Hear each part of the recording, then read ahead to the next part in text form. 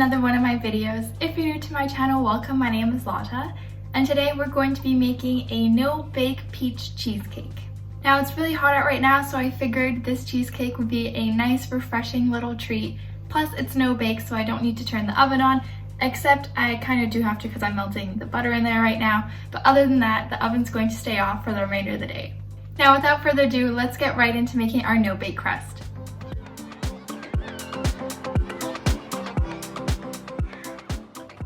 For the no-bake crust, you only need 2 ingredients. You're going to need 200 grams of cookies and 125 grams of softened butter. Now, I always recommend using these ones because they're my absolute favorite and they just taste amazing and they have childhood memories connected to them.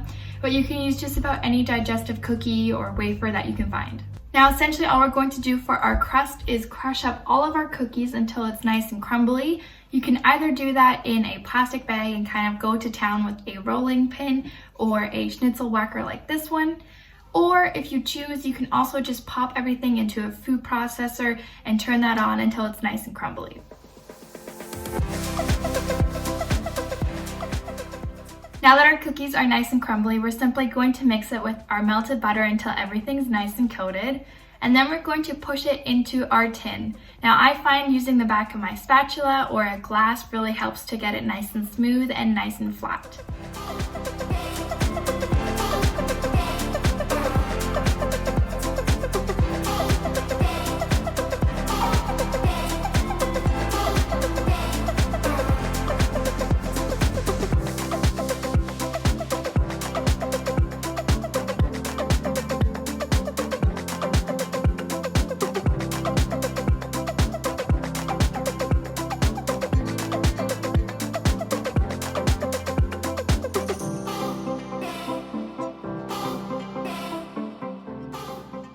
At this point, we can set our crust aside while we get our filling ready.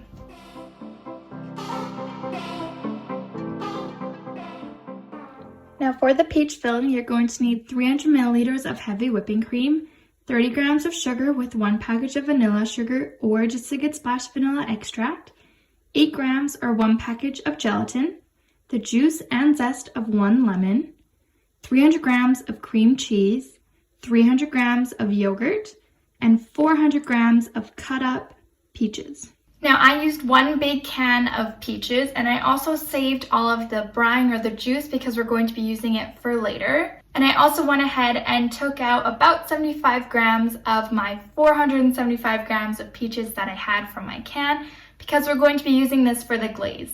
Now for the actual filling, we're going to start by letting our gelatin bloom with just a splash of water and setting that aside. And in the meantime, we can whip up our cream and already mix together all of our other ingredients except for the peaches because they're going to be folded in at the very end.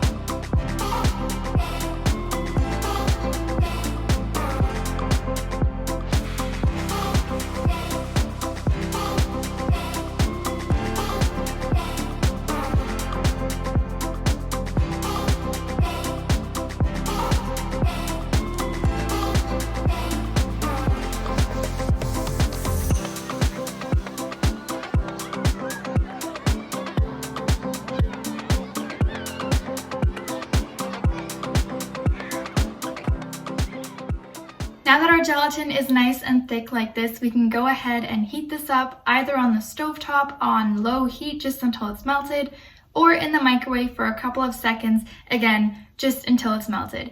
You really want to make sure that you don't overheat your gelatin and do not let it boil because it'll overheat and then it won't bind together your cream. Now that the gelatin is nice and liquid, we can go ahead and temper this.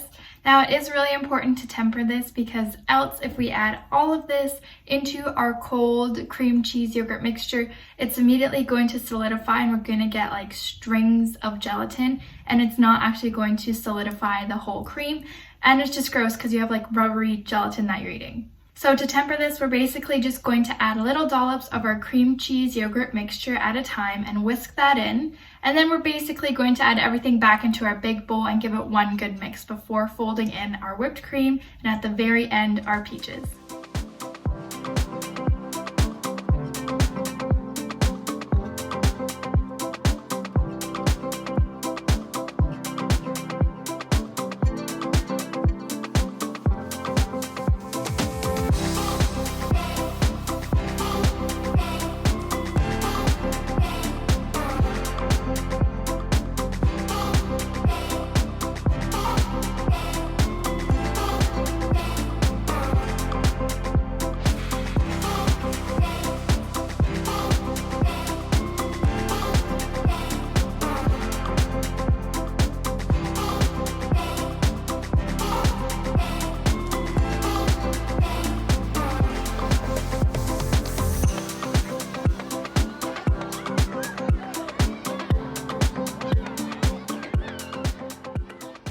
Our cake can now wander into the fridge for now while we get our glaze ready.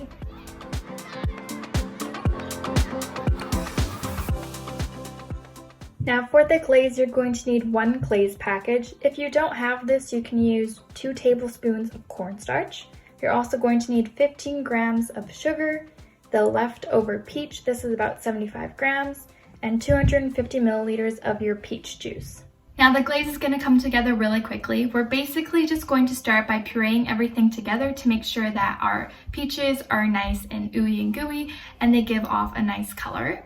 And then we're going to heat everything up in a small saucepan on medium heat just until it thickens and boils.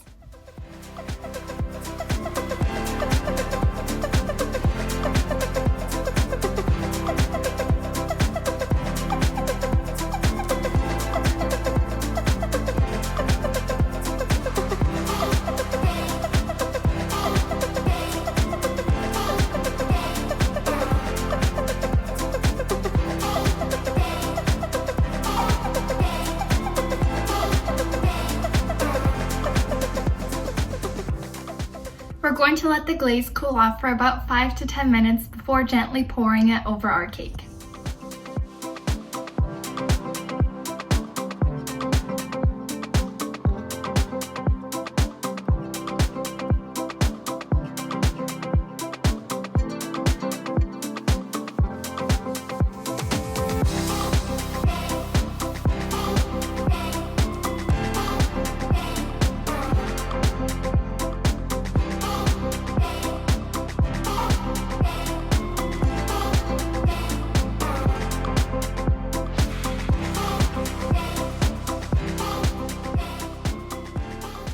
The cake needs to go back into the fridge for at least another 4 to 6 hours to let the gelatin completely set. So I will see you then, and then we can finish decorating the cake.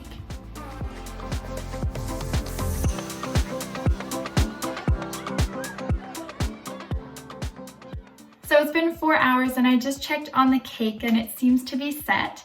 So at this point we can get to decorating. So for that, I'm going to be using 100 milliliters of heavy whipping cream that I've just whipped up with some vanilla and sugar, as well as 2 nectarines. You can also use peaches if you have them. I just have nectarines, so I'm just going to use those.